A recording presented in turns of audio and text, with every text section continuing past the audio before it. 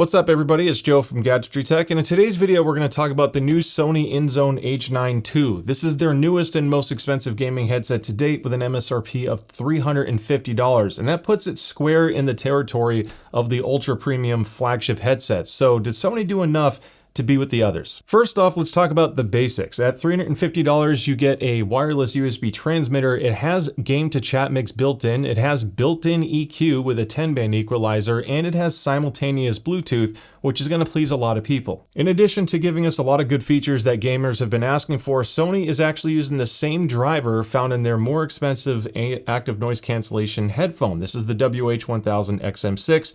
And I reviewed this in the past. It's a pretty good headphone, and the tuning of it's actually quite good as well. So naturally, that would get me excited about the H9 II. Now, the sound tuning is quite different between the two, even though it's using the same 30mm driver. So we'll get into that in the sound quality chapter. But, this is obviously a good start if Sony's taking it serious enough to use, their higher end headphone driver in this model. Before I get any further, just a couple quick housekeeping bits. Sony did not send this to me for review. I did not ask them to send me one to review, and I purchased this, obviously. I didn't steal it, and it's beyond the return policy. This isn't like one of those buy and return type things, so this will be an in-depth review, but I just want to disclose where it came from. In the purchase links in the description below, some will be affiliates and some won't. If you see an affiliate link, naturally, this kind of ties back into this. I use the affiliate money to purchase stuff that's not sent to me for review, so I just want to disclose where that comes from. I'm not incentivized to push this in any way. My day job takes care of the bills.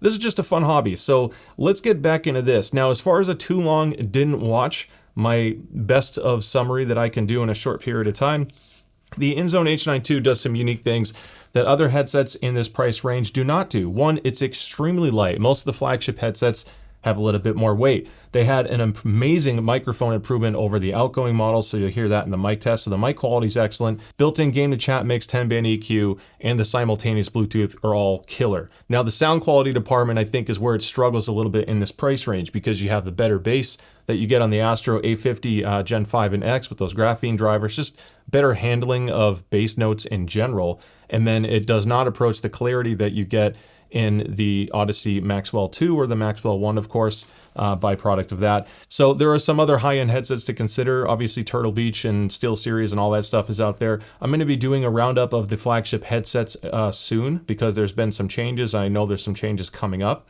But with that being said, that's the best that I can summarize with this. Extremely comfortable, decent sound quality, but you can get it better. But all the other features in the mic are excellent. To keep the good news coming, let's talk about what's included in the box. Now, Sony gives you a rather long USB A to C cable, which is great because you can plug and use this at the same time. So it's nice that that is included. Very traditional looking cable, nothing fancy there. No USB C to C connection. So it's worth noting if you need a USB C port for charging, you'll have to use an adapter that's not included. You do get a 3.5mm analog cable. This is a TRRS cable, which means mic pass-through, allowing you to connect this to something like an Xbox controller. So even though this is designed for PC first, then PlayStation compatible, it will also work on everything with an analog connection.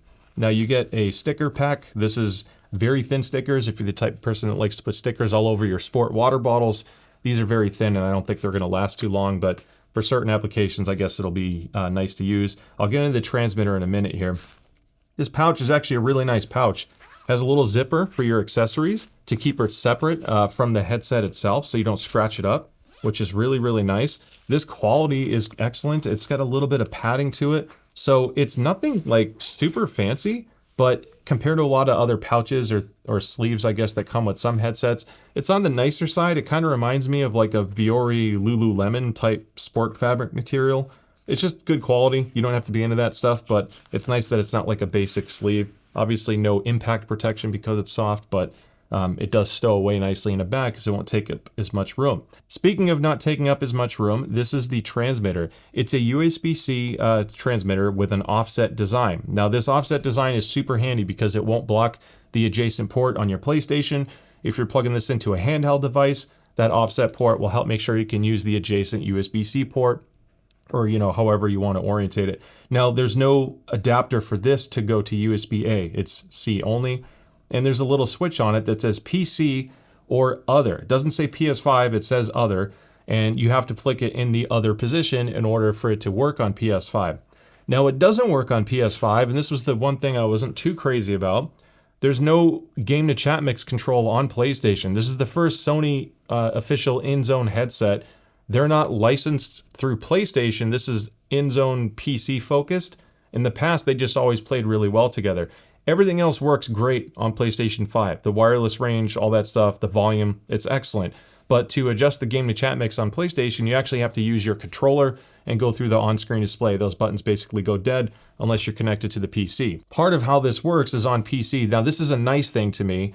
On PC, you see 2 USB audio devices, so you don't even have to install the Inzone software to customize anything if you don't want to, and then you benefit from 2 audio streams. You'll see one for game, you'll see one for chat. Make sure that you're set to game in order to get the best sound quality, and then obviously your friends can be to chat. Now, there's a couple weird things with this. One, in my computer, like my main gaming rig, is really picky with USB devices lately. I'm actually changing the motherboard because it's the only thing I could think of. It's a really high-end MSI board on a 9950X 3D. And for some reason, the game to chat mix does not work correctly on my Odyssey Maxwell and the Maxwell 2 and the Logitech Astro A50 Gen 5 and X. I can only listen to one audio output or the other. I can't do both. This headset works on that. So if you're in the same boat as me and you've had an AMD system, you're like, why the hell doesn't the chat work? Or why can I only hear one at a time? I feel like it's an AMD thing. Their drivers are kind of flaky, but this worked perfectly. It's the first dual audio stream single connection to my computer that I've been able to use. So that's huge. Now, on the note of the transmitter as well, I do something called the toilet test. So if you're concerned about wireless range and how far you can go, insane range, 65 feet through 2 walls with the wireless access point in the middle of that. No audio dropouts, so the wireless connection stability is excellent. They went with low latency, but they also have a slightly lower, I guess, bandwidth. The bit depth is 16-bit only. They don't do 24-bit, and it's 48 kilohertz, which is great. I have no issues there. So some people always want like 2496. Games don't need beyond 48. The most common thing with games is 1648, like 16-bit, 48 kilohertz. Or 24-bit 48 kilohertz. You can do 44, but some of the games are actually built for 48. So it's a simple approach. I think you might lose a little bit of fidelity in this case. It really should sound as good as a CD or DVD quality if you're listening to that bit depth and sample rate. However, I can tell you that on what I observed, partly through the tuning, it doesn't sound as detailed or clear as a couple other higher end headsets. I actually think a good chunk of the higher end models from other brands sound a little bit more clear, but we can fix that with EQ. So we'll get into that as we focus in on the sound quality after. As far as the headset design itself, this can look a little bit weird with the suspension strap, but I can tell you this is one of the most comfortable headsets you can wear. It's so light. It weighs over about 270 grams with the mic. It's literally half of an Odyssey Maxwell 2. You can get 2 of these on your head and still effectively weigh the same or less than a Maxwell 2, which is pretty impressive. So basic, simple, functional designs. There's no flip to mute mic. You have a button on it. But before I get into that, to adjust this, you have these little buttons here, and it kind of locks in place. And once you've done that, it doesn't really move. Now it's finally clicked, and it's not going to go anywhere. So if you'd accidentally hit this like release button, your sizing will get adjusted and you'll have to put it back. Now, as far as the controls go, there's a lot of different shaped and feeling buttons all over the headset. This is actually the mute, and it's a press button. You will hear a tone, and you will see a little light on the microphone itself. Vented cup, we'll get into that. Volume control, pretty self-explanatory. Ambient/noise cancellation, because I mentioned this has ANC, so you can toggle through all 3 modes. And then on the software, you can actually choose which modes to skip if you don't care for all 3 modes.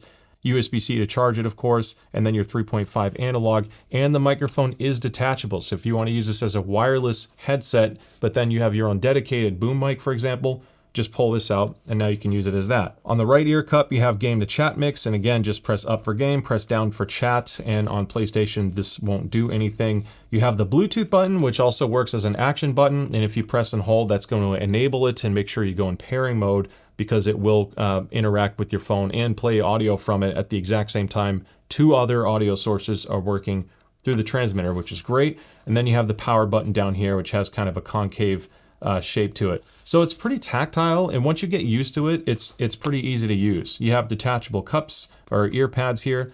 The ear pads are decently large. The height and width are average to above average for most gaming headsets out there. And then the depth is, you know, between 23 and 24 millimeters, depending on the front or back. You can see lint that accumulates rather easily on this material, so it looks fuzzy, or I guess used. I literally cleaned this right before the video just to make sure it would, you know, look presentable, because it shows prints with this kind of material.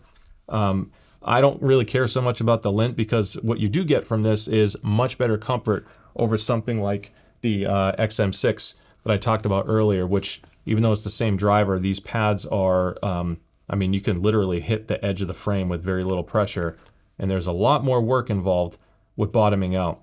So you get more depth, which is nice, because your ears aren't touching the baffle as easily, and because it's removable, you could always replace these down the road, but this sport material is really breathable. You do lose a little bit of the active noise cancellation performance over the XM6 because it's a more breathable pad. It's, again, kind of focused more towards the gamer side, but for gaming, I would much rather wear this for a long period of time over the XM6. I can just, the breathability and the thickness of the pad makes a big difference. And I guess before I move on, that's the microphone for the active noise cancellation system, which, because the pads are deeper, you don't really feel it. So getting into the way the mic sounds, I think this is pretty fantastic. It might not be at the same level as the Astro A50 Gen 5 and X or the Logitech 522, but this is seriously up there with some of the best mics. I'd say it actually has an edge over the Razer Black Shark V2 Pro and V3 Pro, just because the compression isn't as noticeable. Now, there is a little bit of compression and processing you can hear. Part of that is because there is some background noise reduction built into the mic chip that you cannot customize through Inzone software. But overall, I think the clarity and the tonality, like the actual warmth of my voice, is fantastic. So for what it's intended for, I don't think anyone's going to complain about it. I do find that you have to boost the gain on the higher side, and there is an auto gain function that doesn't really seem to change the volume in any way. Maybe it'll prevent it from clipping if you scream, but I left the auto gain turned on, and I just max out the microphone sensitivity. One thing I did not max out was the microphone side tone, because the side tone on this is decent at a medium volume. You have to set it kind of weak, because if you crank side tone, there's a ton of white noise that I don't like, and it's not the same as the ambient sound background that you can pull in from it. So side tone's just okay on here, but overall I think the mic performance is really good. Now, there is one handy feature with the noise cancellation, and to me it's the ambient mode. In the software you can do off, where you're just using it as a standard headset. You can enable ANC, which does a fantastic job. It's definitely class leading ANC performance. I haven't tried the Maxwell 2 yet with ANC. I'm still waiting on receiving one of those guys. But as far as blocking out my HVAC system and my PC fans, it gets rid of that no problem. And the real killer feature, one of my favorite things about this headset, and why I actually use it in my top 3 most used wireless headsets lately, and I guess I know people are going to ask, so I use the Astro A50 and the Maxwell as far as wireless goes, because between sound quality and all the other stuff, they're just great. And there's a lot of other amazing headsets out there. It's just what I can leave on my desk and grab and go. The reason why I use this one so much lately is because of the ambient mode. Because I have kids and I don't like pretending I'm not present in the house. I actually want to hear what's going on. And the ambient is so good, and it's so natural sounding. It's almost like having the open back stuff, but you still get the noise isolation, so people can't hear what you're hearing. So if you have ambient mode on, but you want to reduce some of the background noise, there's a voice focus mode that basically reduces some of your background noise a little bit, but it makes sure voices still come in just as loudly and just as clear. I find that it changes the white noise level a little bit, like the pitch of it, so I don't always feel like I need it, but just ambient mode is set to like 80 or 90%. It's insane. You hear everything, and as a dad, that's seriously one of my favorite things about this headset. So moving on into sound quality and starting with the objective stuff first, I want to show you what this sounds like on my measuring rig. Now, the frequency response I'm about to show you is measured on my old system, which is a Gross Style KB006X Pinaclone. You don't have to know what that is, but it's a much less expensive system. It's just under $1,000 with everything put into it.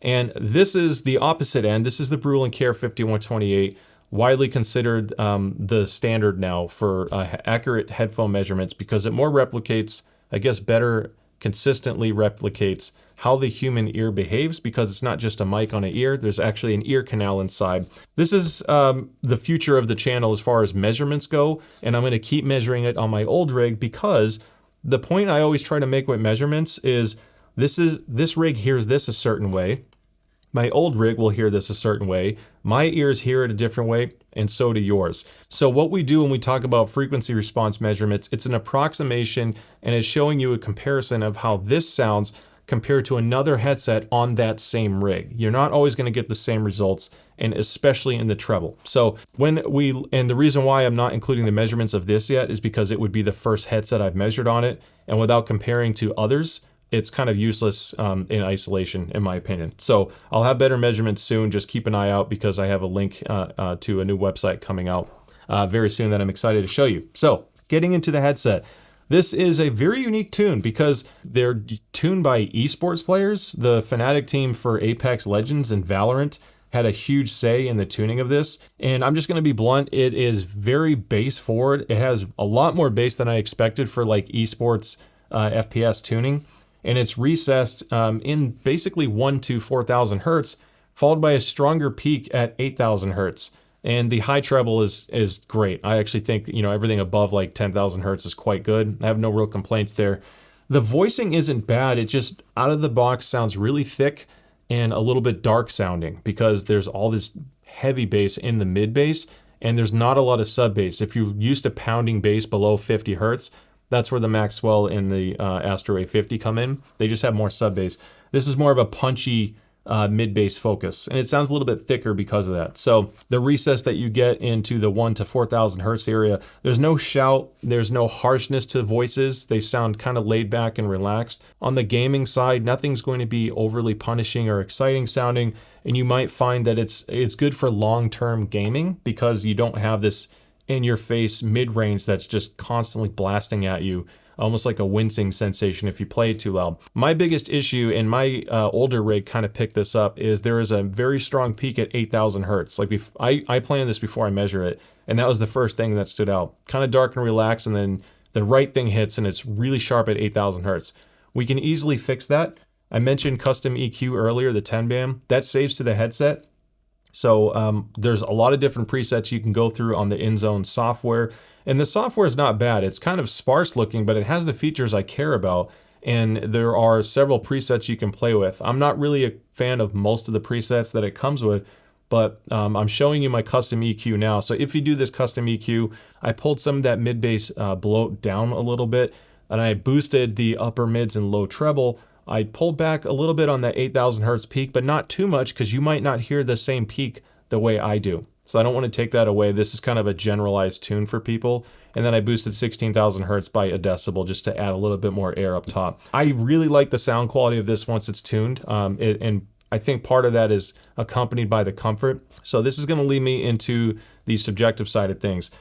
I don't think it's my favorite. I mean, the real issue is at $350, I don't like the sound profile compared in isolation with a lot of other headsets out there. If you just focus on audio performance and sound quality, I find that the much less expensive Fractalscape and HyperX Cloud 3S give you significantly better sound quality. And even the older Inzone H9 I thought was tuned better and more enjoyable for me just plugging and playing. It's the feature set that I think is offsetting some of the value here. Now, if you do the tuning, which I frankly just had to because the 8,000 hertz peak was a little too much for me for first-person shooters, the high-pitched noises just come in too harsh.